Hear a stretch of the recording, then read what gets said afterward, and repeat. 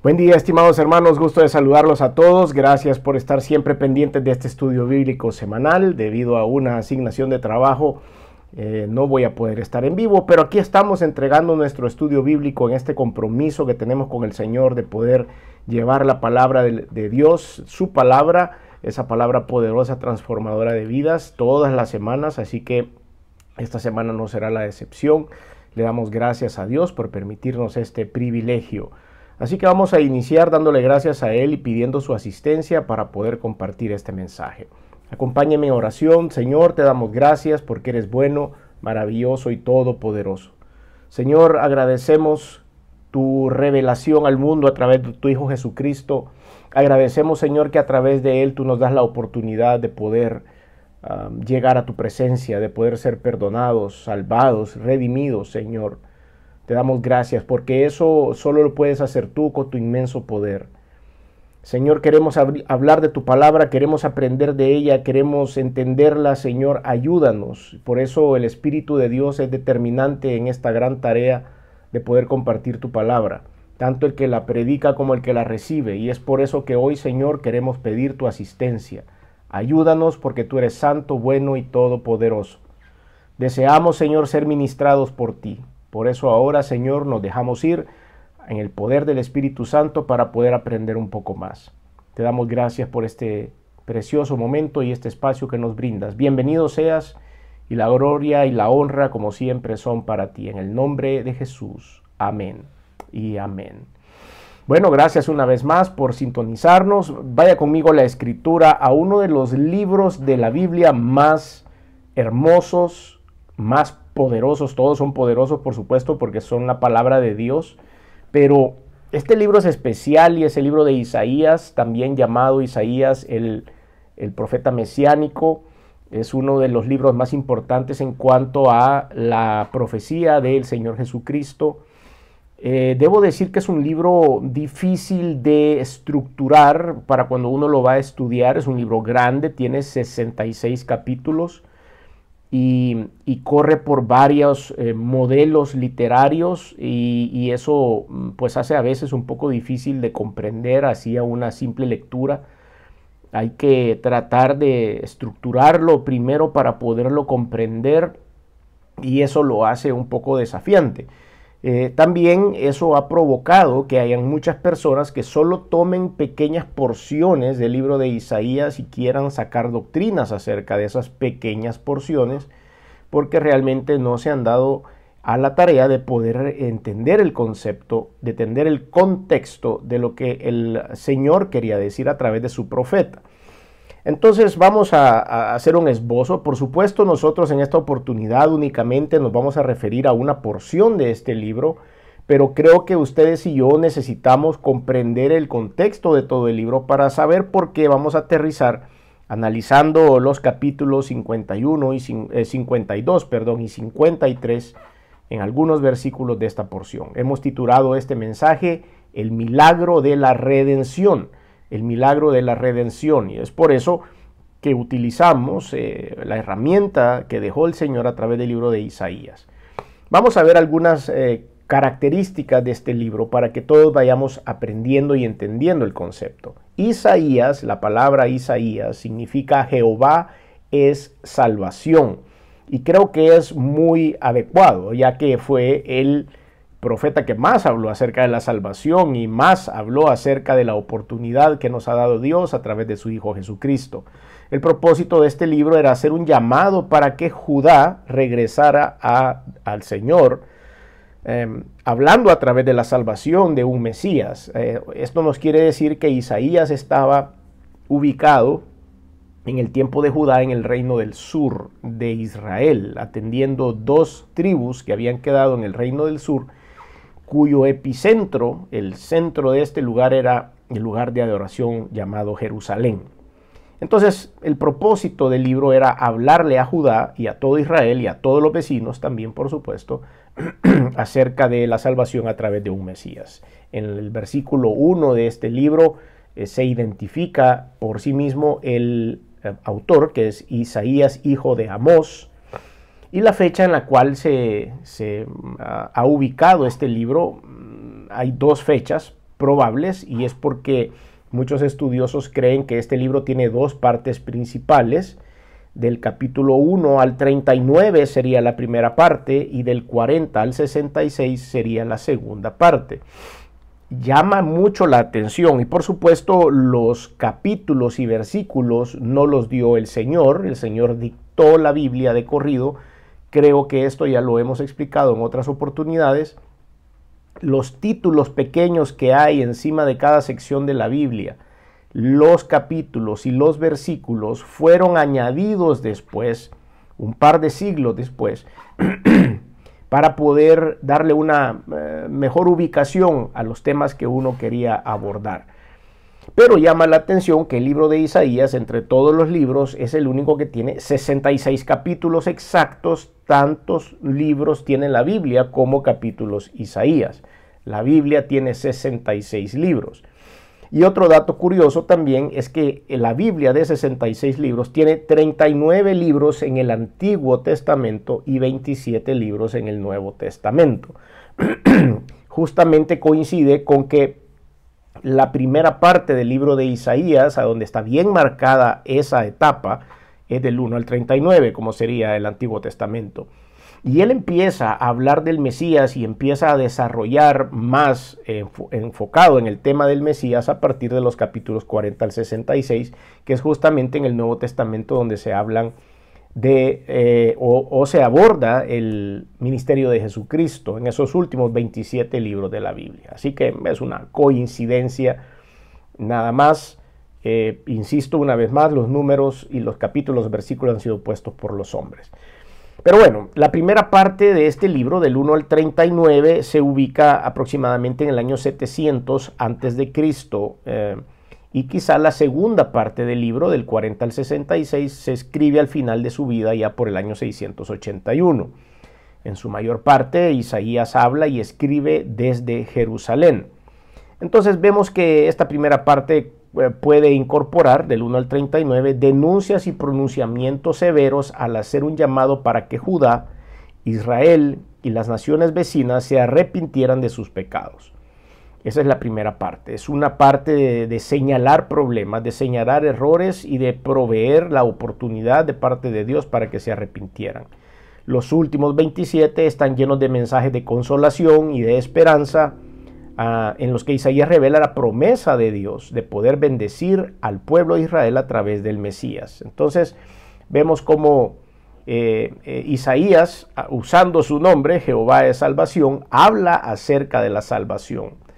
El nombre de Isaías aparece 12 veces en el Segundo de Reyes y 4 veces en Segundo de Crónicas. Eso también ubica los tiempos, ¿verdad?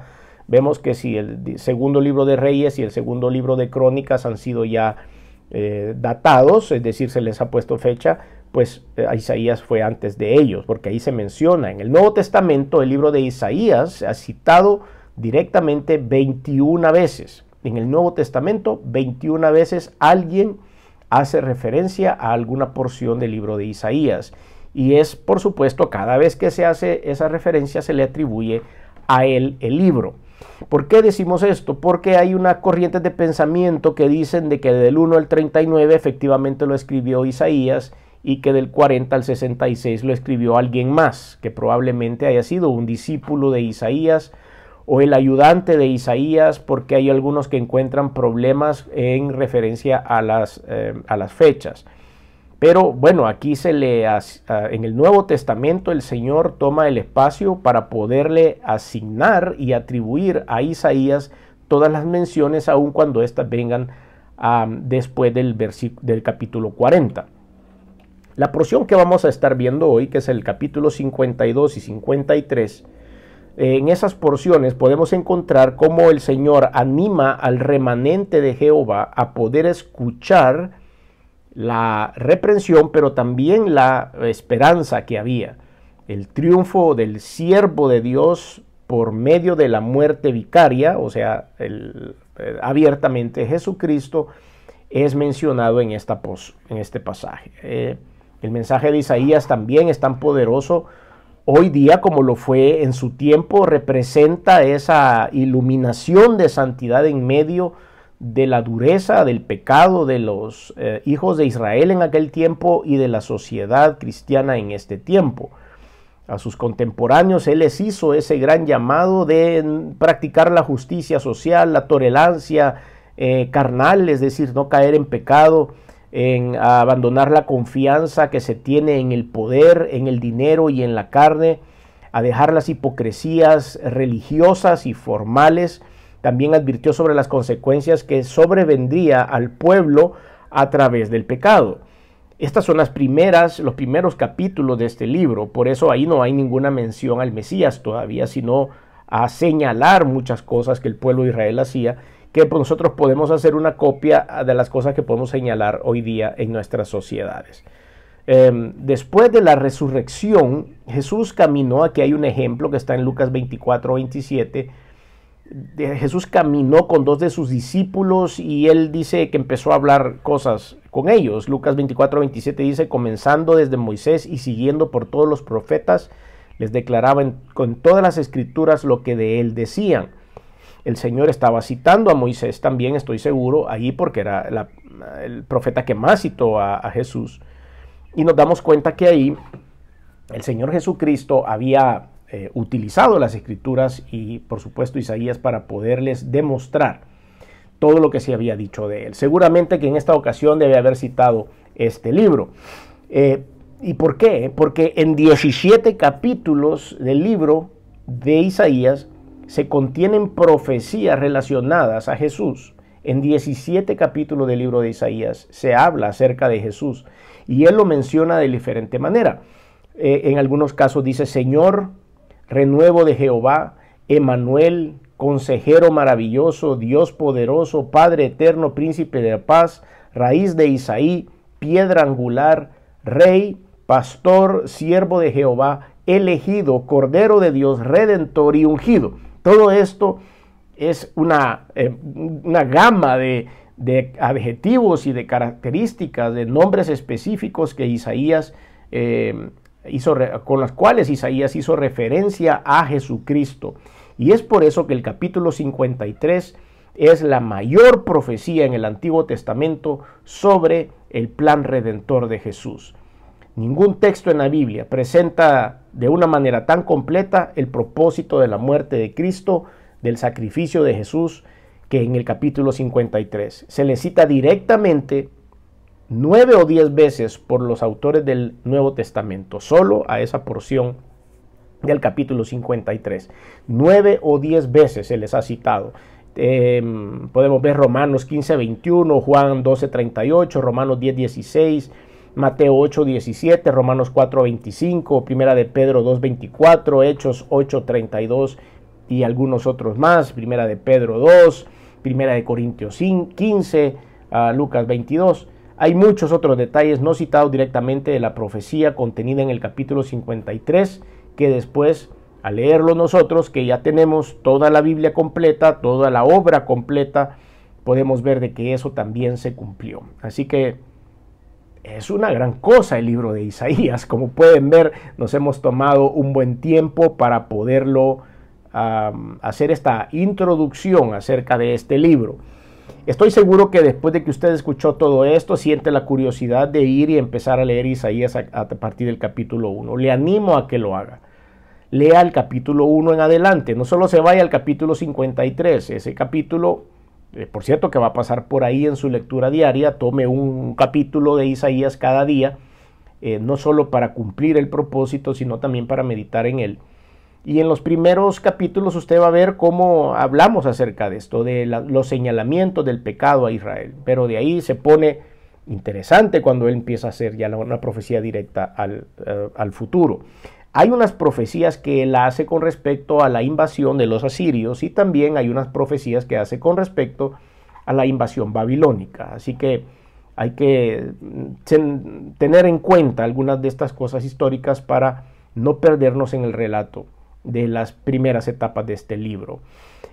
Hay muchas figuras de dicción, hay muchas figuras gramaticales y eso nos puede a veces confundir un poquito, pero si nosotros lo leemos despacio y pedimos la asistencia del Espíritu Santo, estoy seguro que el Señor Va a hablar muchas cosas interesantes a su corazón. Así que cada vez que abramos la escritura, digámosle al Padre: Señor, esta es tu palabra, háblame, ministrame a través de ella, que no sea esta lectura únicamente una manera en la cual voy a cumplir un propósito de leer la Biblia en determinado tiempo, sino que verdaderamente sea impactante y transformadora para mi vida. Y estoy seguro que así va a ser. Bueno, entramos directo entonces, vámonos a Isaías 52, vamos a analizar de los versículos del 1 al 15 y luego vamos a analizar los versículos del 1 al 7 del capítulo 53. Recuerde, hemos titulado este mensaje El milagro de la redención. Veamos qué dice, 52:1. Despierta, despierta, despierta, despierta y vístete de poder. Así empieza este capítulo. Despierta, despierta. Lo primero que estaba diciendo el profeta es tiempo. Ya no podemos seguir dormidos, ya no podemos seguir haciendo lo mismo que seguimos haciendo. Hay que vestirse de poder. ¿Y cómo nos vamos a vestir de poder? Con la unción del Espíritu Santo. Oh Sión, vístete tu ropa hermosa, oh Jerusalén, ciudad santa, porque nunca más vendrá a ti incircunciso ni inmundo. El incircunciso era una figura también de un pecador o de una persona gentil que no era judío, ¿verdad? Porque todos los judíos tenían que circuncidarse. Entonces el incircunciso era visto de menos, era visto como una persona mundana. No vendrá ni incircunciso ni inmundo. Sacúdete del polvo, levántate y siéntate, Jerusalén. Suelta las ataduras de tu cuello. Todo esto es súper importante. Suelta las ataduras de tu cuello. Quiere decir que estaba atado Jerusalén. Isaías estaba reconfirmando su diagnóstico en este momento. Está atado del cuello y está cautiva la hija de Sión. Quiere decir que habían ese tipo de cosas que nosotros ahora vemos y ahora notamos como tan comunes en el mundo, también ahí eran comunes. Versículo 3, porque así dice Jehová, 2 puntos.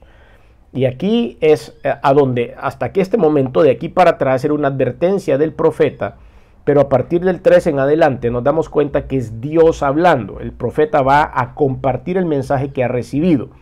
Hasta este punto era un consejo: levántense, despiértense, vístanse de poder, tengan cuidado. ¿Por qué? Porque viene esta palabra y a continuación habla lo que Dios dice. Porque así dice Jehová: de balde fuisteis vendidos, por tanto sin dinero seréis rescatados. Aquí hay una profecía acerca de la invasión enviada por Dios, por supuesto, porque Dios la permitió, de estos pueblos que ya les he hablado antes, los asirios y luego los babilonios, y de esa manera se habían llevado cautivos a los israelitas, aunque en este momento específico no lo han hecho todavía. Pero ahí dice el Señor: porque de balde fuisteis vendidos, por tanto sin dinero seréis rescatados, porque así dijo Jehová el Señor: mi pueblo descendió a Egipto en tiempo pasado para morar allá, y el asirio lo cautivó sin razón. Y ahora, ¿qué hago aquí? Dice Jehová, ya que mi pueblo es llevado injustamente, y los que en él se enseñorean lo hacen aullar, dice Jehová, y continuamente es blasfemado mi nombre todo el día. Ahí nos habla un poco de todo, ¿verdad? Del cautiverio en Egipto, que descendió a Egipto. Recuerden que en la historia bíblica esto tiene una referencia a Jacob. Jacob llegó a instalarse a Egipto por órdenes del Señor. Está allá por Génesis, puedo estar un poco equivocado, pero Génesis 34, Génesis 40, por ahí los capítulos, en donde se le da la orden a Jacob de regresar e instalarse en Egipto. Ahí es a donde empieza todo esto de Egipto. Y dice la escritura en esa porción que él llegó con 70 personas. Esas eran todas las personas que habían. Y cuando salieron de Egipto, cuando el Señor los sacó de Egipto en el Éxodo, un par de capítulos más adelante, ya eran casi 2 millones. Entonces vemos como dice: mi pueblo descendió a Egipto en tiempo pasado para morar allá, y el asirio lo cautivó sin razón. Y ahora, ¿qué hago aquí? Dice Jehová, ya que mi pueblo es llevado injustamente, y los que en él señorean lo hacen aullar, dice Jehová. Los reyes que estaban en este tiempo, las personas que estaban liderando a los pueblos israelitas, ellos mismos estaban haciendo caer en pecado al pueblo y estaban ahogando al pueblo, dice Jehová, y continuamente es blasfemado mi nombre todo el día. Está sacando una radiografía de lo que sucedía. Por supuesto, para nosotros es una radiografía hoy día para la iglesia cristiana. Tenemos que ver qué es lo que el Señor le decía a aquel pueblo para que no nos pase a nosotros. Creo que el gran aprendizaje que tenemos de tener todas estas historias bíblicas y esta palabra de Dios en nuestras manos es para que nosotros no caigamos en este grave error.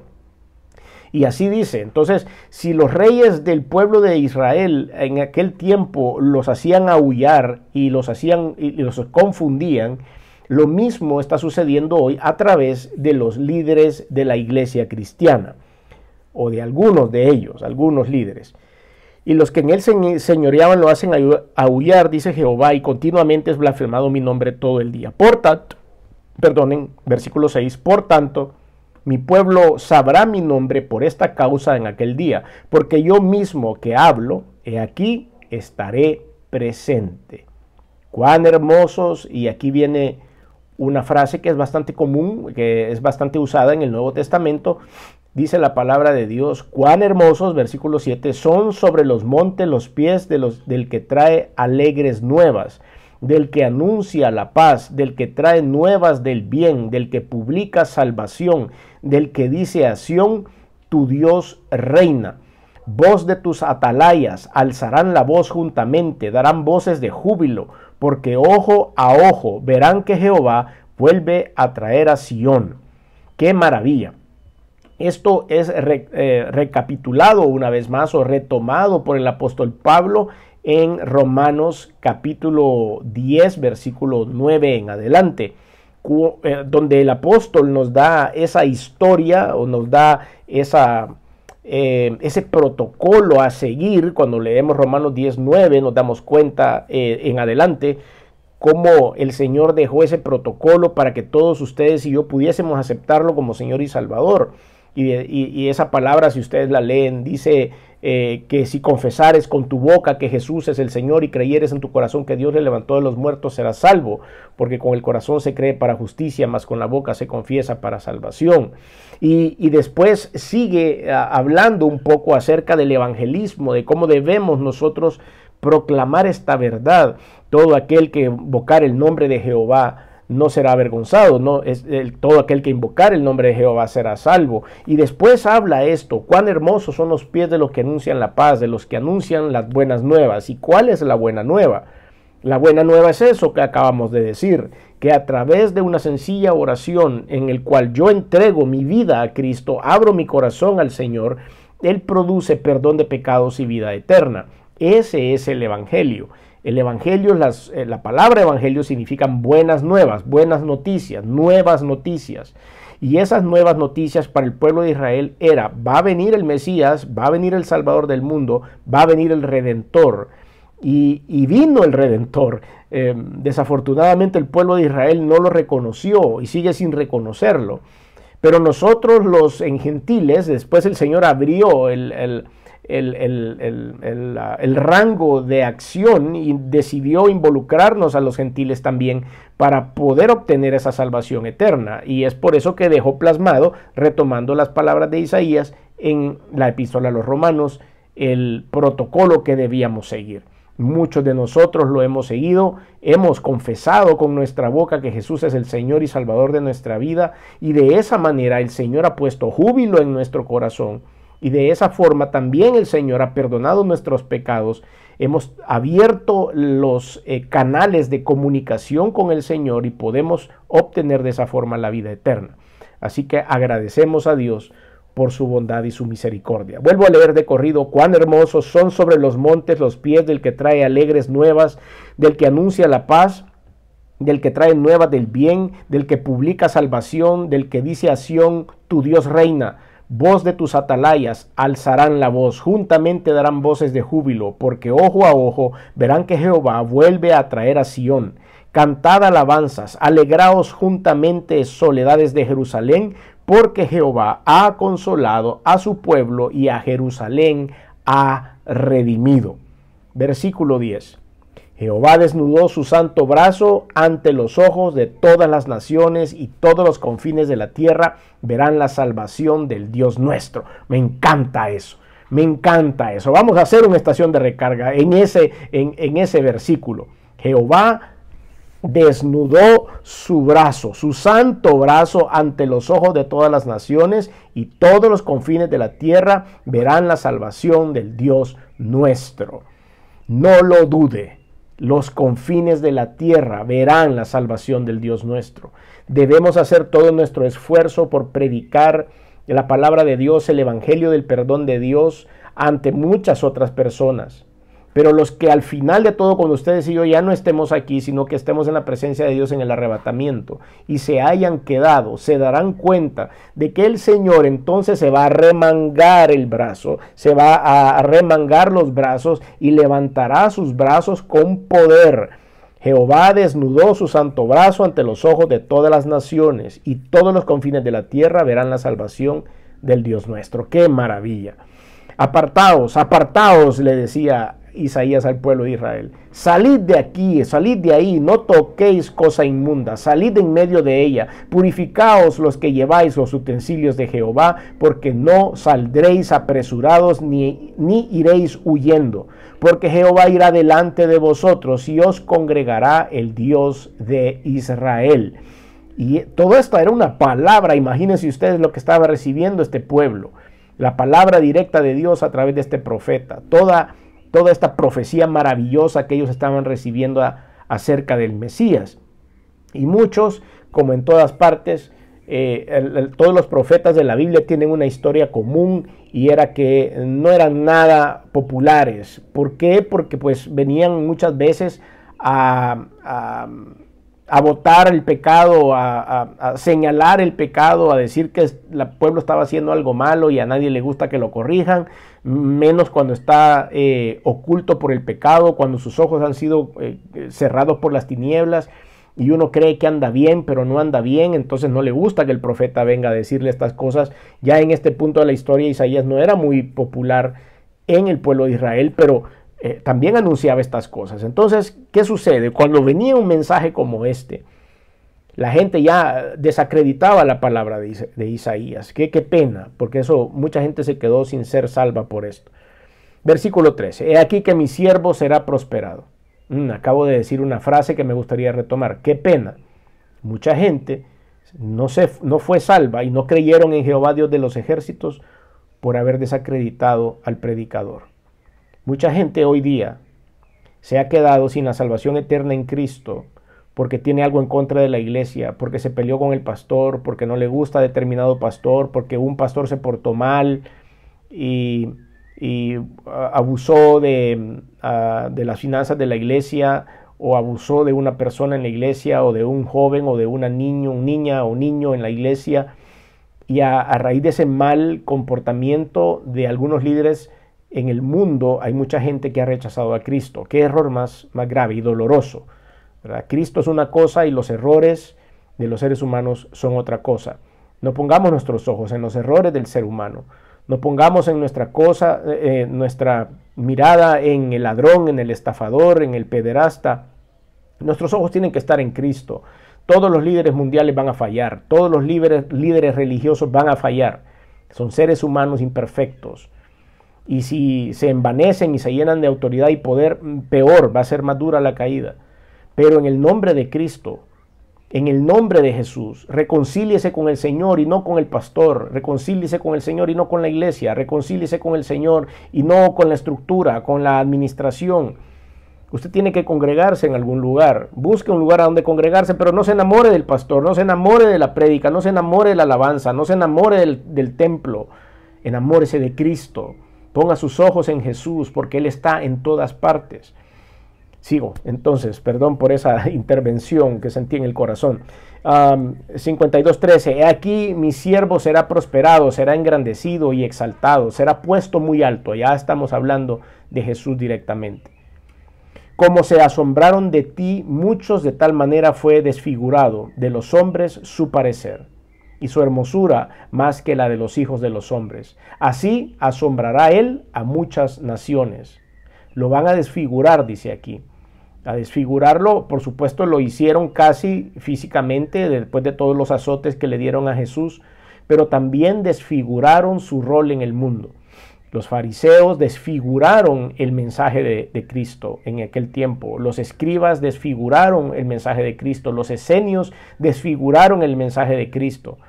Los rabinos en las sinagogas, muchos de ellos desfiguraron el mensaje de Jesús, la obra redentora de Cristo. Y ahora, por supuesto, al final desfiguraron el cuerpo de Cristo con tanto golpe y con tanto látigo. Versículo 15. Así asombrará él a muchas naciones. Los reyes cerrarán ante él la boca. Cuando Cristo venga aquí, quiero ver cuántos machos hay, cuántos poderosos en el mundo van a querer salir, de esos que vociferan delante de un micrófono y arman guerras y ponen leyes y quitan leyes y creen que tienen el control del mundo. Cuando Cristo venga, los reyes cerrarán ante él la boca. No van a decir nada, porque verán lo que nunca antes les fue contado y entenderán lo que jamás han oído. Ese es mi Dios. Por eso yo tengo que creer siempre en Jesucristo. No tengo que poner mis esperanzas en los hombres, por bien que hablen, por poder que tengan, por ser líderes mundiales, por ser líderes de países, por ser lo que sean, por ser políticos. Mis ojos están puestos en Jesucristo. Todos ellos son pasajeros. Cristo permanece para siempre. Ese era el mensaje del capítulo 52. Y luego se une el mensaje. Recuerden, como dijimos al principio, no habían capítulos ni versículos en el tiempo de Cristo. O sea que en este mismo orden de ideas entramos al capítulo 53. Ya él viene anunciando desde el 52 la figura de Jesús. 53.1 dice: ¿y quién ha creído a nuestro anuncio? Se hace él la interrogante. ¿Quién ha creído a nuestro anuncio? Usted y yo. Si usted está escuchando y viendo este video es porque ha creído en esto. Yo lo he hecho. Yo he creído en ese Dios todopoderoso. Yo he creído en ese Rey que reina desde hoy, que está vivo, que resucitó de los muertos, a quien estoy esperando para que venga por nosotros en el arrebatamiento de la iglesia. ¿Quién ha creído a nuestro anuncio? ¿Y sobre quién se ha manifestado el brazo de Jehová? Y aquí viene la descripción de cómo será. Subirá cual renuevo delante de él y como raíz de tierra seca. No hay parecer en él ni hermosura. Le veremos más sin atractivo para que le deseemos. Despreciado y desechado entre los hombres, varón de dolores, experimentado en quebranto, y como escondimos de él el rostro, fue menospreciado y no lo estimamos. Está hablando en pasado Isaías, pero el evento de Cristo pasó 600 años después de que se estaba escribiendo esto. Y ustedes y yo ahora estamos leyendo esta parte y nos hace un gran sentido cuando lo acoplamos a la verdad de Jesús, cuando lo acoplamos a la historia de Cristo cuando Él vino a este mundo. Pero es porque ustedes y yo hoy tenemos la historia completa, tenemos la revelación dada por Dios y la revelación ha sido cerrada en el libro de Apocalipsis. Entonces nosotros podemos analizar con facilidad esto, pero 600 años antes de Cristo esto era difícil de entender. Ahora a nosotros nos hace todo el sentido del mundo, pero a ellos no. ¿Quién sabe si nosotros hubiéramos creído también en este mensaje? ¿Quién sabe si nosotros hubiéramos quedado más confundidos por esto? La unción del Espíritu Santo es vital para poder entender los mensajes de Dios. Sigamos leyendo, versículo 4. Ciertamente llevó, voy a empezar desde el 3 porque me encantó, despreciado y desechado entre los hombres, varón de dolores, experimentado en quebranto, y como escondimos de él el rostro, fue menospreciado y no lo estimamos. Ciertamente llevó él nuestras enfermedades y sufrió nuestros dolores, y nosotros le tuvimos por azotado, por herido de Dios y abatido. Mas él herido fue por nuestras rebeliones, molido por nuestros pecados. El castigo de nuestra paz fue sobre él, y por su llaga fuimos nosotros curados. Todos nosotros nos descarriamos como ovejas, cada cual se apartó por su camino, mas Jehová cargó en él el pecado de todos nosotros. Angustiado él y afligido, no abrió su boca, como cordero fue llevado al matadero, y como oveja delante de sus trasquiladores enmudeció y no abrió su boca. Creo que leer estos versículos del 4 al 7 conmueven profundamente mi corazón y pues me hacen recortar la voz. ¿Cómo este hombre, Isaías, 600 años antes de Cristo, escribió esto? ¿Qué pensaba cuando lo estaba escribiendo? ¿Qué pensaba cuando estaba recibiendo la profecía, la palabra de Dios? Y cómo él se imaginó que 2000 y tantos años más tarde, o bueno, 2625 años más tarde, ustedes y yo íbamos a estar analizando esto a través de un teléfono celular, a través de una pantalla, a través de una computadora, de una tablet. E íbamos a estar viendo estas palabras que a él le fueron reveladas bajo la inspiración del Espíritu Santo para hacer la comparación ahora nosotros de lo que él dijo con lo que ya sucedió, con lo que recién celebramos la semana pasada en el mundo, la Semana Santa. ¿Cómo se engancha esto? Esto es un trabajo divino, esto no es un trabajo casual, esto no es un trabajo de que nos pusimos de acuerdo a lo largo de los siglos. Esto sucedió por la unción del Espíritu Santo, esto sucede porque es de Dios, porque hay poder en esta palabra. Y ahora nosotros fácilmente podemos leer del 4 al 7 y para nosotros es muy familiar que está hablando de Cristo. Leemos cada parte, cada descripción que hay en estos versículos y nos damos cuenta que está hablando de Jesús porque conocemos la otra parte de la historia, pero este pueblo no lo entendía de esa forma. Y es por eso que podemos hacer alguna aplicación ahora. La primera es la maravilla de los ojos de la fe en el anticipar el futuro inmediato de la redención. La maravilla de que tenemos la mirada puesta en la fe en Jesucristo y de esa manera anticipamos el futuro inmediato de la redención. Y vemos como en el capítulo 52, el primero que analizamos, vemos algunas características. Por ejemplo, el cambio de actitudes que nosotros debemos tomar hacia nosotros mismos. Valorizamos nuestra nueva identidad en Cristo. Despierta y despierta. Recuérdense que así empezó este estudio. Despierta, despierta, vístete del poder. Ahí estamos valorizando nuestra nueva identidad en Cristo. Renovamos y limpiamos la mente culpable a través del señalamiento que la Biblia nos da. Sacúdete el polvo, decía en el versículo 2 del capítulo 52. Aceptamos y ejercitamos nuestra autoridad en Cristo. Levántate y siéntate. Él nos dice levántate, siéntate, nosotros nos levantamos y después nos sentamos. Que diga Él lo que quiera, nosotros vamos a hacer caso. Renunciamos a las ataduras del poder por el poder del Espíritu Santo. Suelta las ataduras de tu cuello, recuerdan que leímos en el capítulo 2.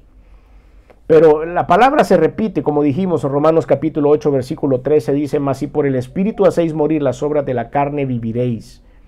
Hay que hacer morir las obras de la carne, quitar las ataduras de nuestro cuello, como dice Isaías 52:2, y seguir las instrucciones del Espíritu Santo.